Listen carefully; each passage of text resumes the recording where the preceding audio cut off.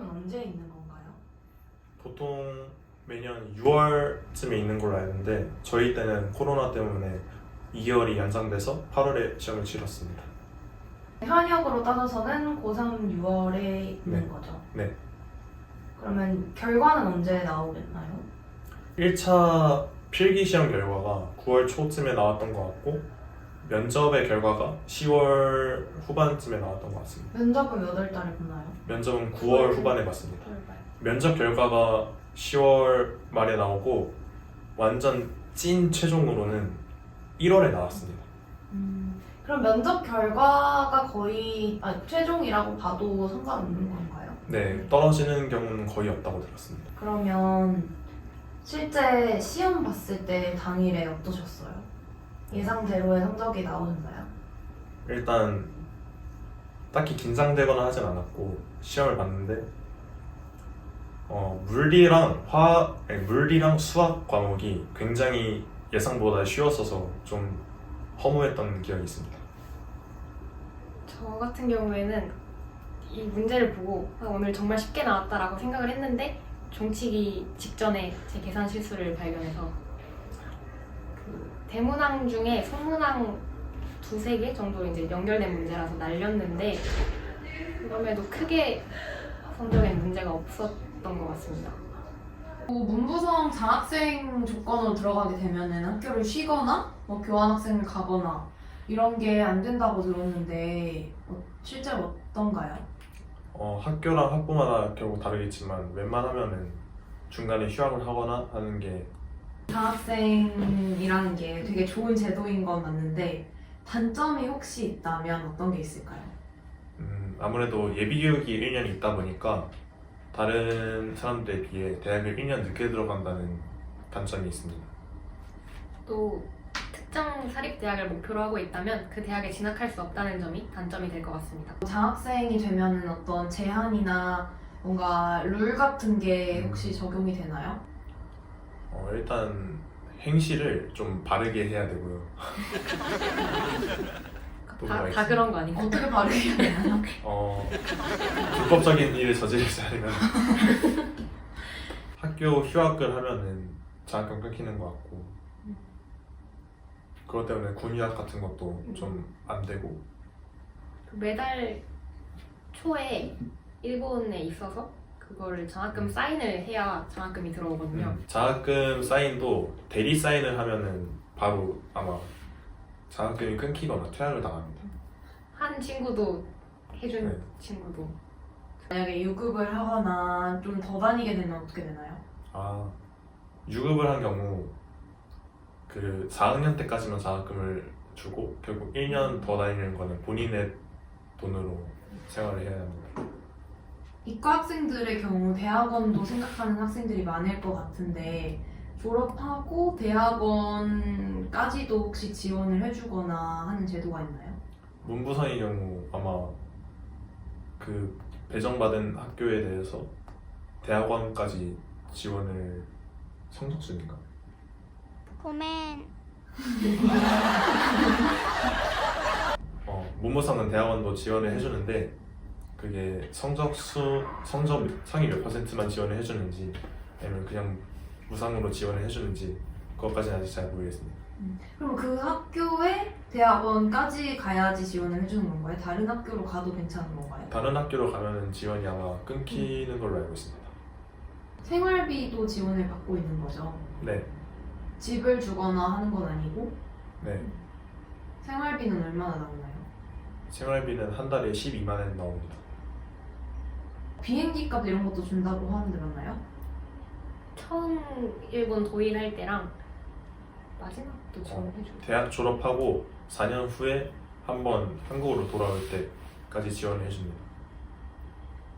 두 분 현재 2학년이시고 이제 3학년에 올라가신다고 하셨는데 앞으로의 계획이 혹시 있으면 얘기해 주실 수 있을까요? 저는 아마 대학교를 졸업하고 대학원에 진학할 계획이고요. 대학원 진학 후에 석사까지 할지 박사까지 할지 아직 정하지 않았지만 취직을 할 것 같습니다. 저도 대학원 진학 후 졸업한 후에 취직할 생각입니다. 취직은 일본에서 생각하고 계신가요? 미정입니다. 저도 미정입니다. 현재에 충실히 살기 때문에 일본 대학 생활은 어떤가요? 이제 학교에서 수업을 듣고 집에 돌아와서 과제를 하고 친구들과 놀고, 그리고 저는 무엇보다 아까 전에도 말씀드렸지만 혼자 사는 걸 너무 좋아하기 때문에 굉장히 만족하고 살고 있습니다. 그리고 일본 대학이 이제 동아리나 부활동 같은 게 이제 활성화되어 있다 보니까 그런데 들어가 있는 친구들은 또 더 즐길 수 있는 것 같습니다. 그리고 질문은 하고 계신가요? 아니요. 아니요. 동아리를 안 해도 충분히 바쁘기 때문에. 네, 저희는 학업에 조금 더 집중을 하고자 해서 동아리나 부활동은 하고 있지 않습니다. 가기 전과 후에 인상이 얼마나 달라졌고 살아보니까 어떤지 궁금해요. 일본에 가기 전에는 좀 약간 일본 분위기나 일본 문화에 대한 환상 같은 것도 있었고 되게 인상이 좋았는데, 일본 가고 나서 이제 현실을 깨닫고 약간 일본 사람들의 생각 방식이나 대화가 제 생각과는 맞지 않았던 것 같습니다. 근데 하지만 일본에서 계속 살아보니 결국 일본이나 한국이나 다 사람 살고 똑같구나 라고 생각하게 돼서 이제는 별 생각이 없습니다. 그리고 식문화? 일본 음식과 한국 음식이 좀 달라서 저는 또 한식을 좋아하기 때문에 그런 점들이 좀 힘들었던 것 같습니다. 저도 느낀 점은 사람 사는 거 다 똑같고 오히려 이제 치안이나 이런 것도 어느 정도 보장이 되어 있기 때문에, 그리고 또 오사카 하면은 혐한 이런 거 걱정하시는 분들도 있었는데 주변에서 일본 간다고 하니까 다들 괜찮겠냐, 안전 괜찮냐 이렇게 물어봐 주셨는데 실제로 와보니까 전혀 없고 오히려 만족하고 있습니다. 난 당입니다. 제 얘기는 아닌데 일본 오고 나서 인지 부조화를 좀 겪었던 사람들이 있더라고요.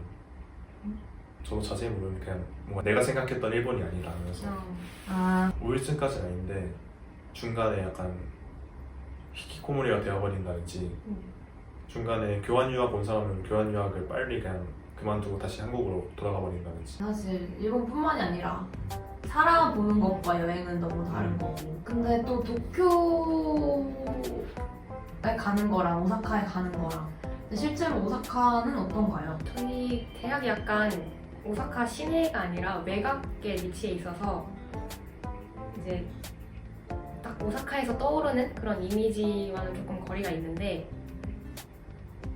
저는 시골 생활이 생각보다 저랑 맞는 것 같아서 만족하고 있습니다. 하지만 그래도 계속 도시에 살고 싶은 마음이 있습니다. 시내가 약간 거리가 있긴 한데 이런 한적한 데서 생활을 하다가 그래도 마음이 내키면 바로 갈 수 있는 거리니까 그런 점에서는 되게 만족하고 있습니다. 그리고 제 개인적인 생각인데 오사카 사람들이 생각보다 되게 정이 많고, 그래서 노는 거 좋아하는 사람들은 오사카로 오시면 되게 만족하실 것 같습니다.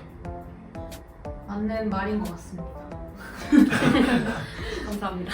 도쿄는 약간 좀 더 개인주의적인 느낌이 강한 것 같고, 네. 서울, 부산 얘기하는 것처럼 네. 비슷한 것 같아요.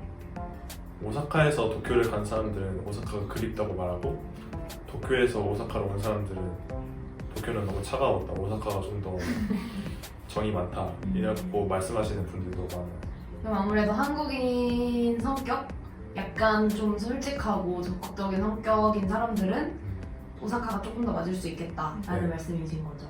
하지만 개인주의적인 성격을 가지신 분은 도쿄가 더 맛있으시도. 그러면 두 분은 MBTI가 혹시 어떻게 되시나요? 저는 항상 바뀌지만 가장 최근에 한 결과로 INTJ가 나왔습니다. 저도 ESTJ인데 잘 모르겠습니다. 그래서 INTJ와 ESTJ한테는 오사카가 매력적인 도시다. 별개다. 별개다. 그냥 별개인가요? 하지만 근데 또 스트레이트로 얘기해도 되는 부분에 있어서는 꽤 매력적이지. 네, 다들 숨기지 않고 바로 직설적으로 말해버리니까. 그런 부분은 되게 그랑 다른 것 같네요. 돌려. 돌리는 거 제일 유명한 건데 교토 아니에요? 교토. 교토는 또 근데 오사카랑 완전 다르다고 하니까. 교토랑 오사카는 좀 라이벌 같은. 일본 유학을 열심히 준비하고 있는 그리고 생각하고 있는 학생들에게 조언이나 이야기해주고 싶은 것이 있다면 어떤 것들이 있을까요? 제가 해주고 싶은 말은 일본 유학을 통해서 정말 제가 가고 싶은 학교에 가고 싶다 하시는 분들은 큰 대형 학원에 좀 들어갔으면 좋겠습니다. 큰 대형 학원에 들어가서 수준 괜찮은 이제 교육을 받고 공부를 하고 대학교에 진학할 수 있었으면 좋겠습니다. 저도 비슷한 의견인데 일본 유학이 정말 정보 싸움이라고 생각하거든요. 그래서 정보를 좀 많이 가지고 있는 경험이 많은 학원이나 이런 데 다니면서 정보를 좀 얻고, 그리고 제가 경험한 바로는 이런 어느 학원이든 공부법이든 아닌 것 같을 때 바로 포기하고 다른 길을 찾는, 그러니까 유학을 포기하시라는 게 아니라 공부 방법을 바꾸는 그런 것도 중요하다고 생각합니다.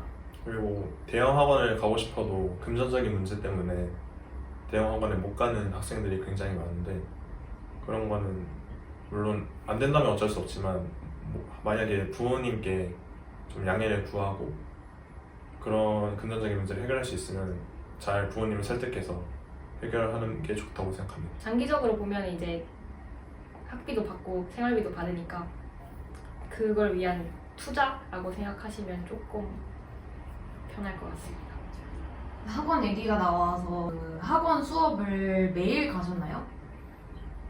저는 수업이 있으면 다 매일 갔던 것 같습니다. 그러니까 수업이 평일에도 많이 있나요? 지방에 사는 학생들은 지방에 학원이 없다 보니까 좀 주말에만 올 수가 있고 이런 케이스가 많다고 들었거든요. 그런 학생들은 주말에만 다녀도 좀 괜찮을지. 방학 동안은 거의 매일 학원에서 수업이 있고 저는 학원을 갔고요. 학교 다니는 도중에는 주말과 월, 수, 금 이렇게 수업이 있어서 그렇게 갔던 것 같습니다. 저는 평일에는 다 온라인으로 들었고 주말에만 가는 식으로 했던 것 같습니다. 주변 친구들 보면은 지방에서 아예 올라와서 잠깐 한 달 정도, 방학 때 한 달 정도만 원룸을 잡아서 수업을 듣는 친구들도 있었습니다. 오늘 촬영 어떠셨나요? 굉장히 제가 한국말을 못한다는 걸 다시 한번 깨닫고 즐거웠습니다. 저도 이렇게 제가 문장을 완벽하게 말을 못하는 사람이었나라는 생각이 들면서 이렇게 재미없게 촬영해도 괜찮은 건가 걱정도 되고 잘 해주셔서 잘 촬영한 것 같습니다. 편집을 잘 해주실 거라 제가 믿고 잘 부탁드립니다. 잘 부탁드립니다. 마지막 한마디. 먼저 해. 화이팅! 화이팅!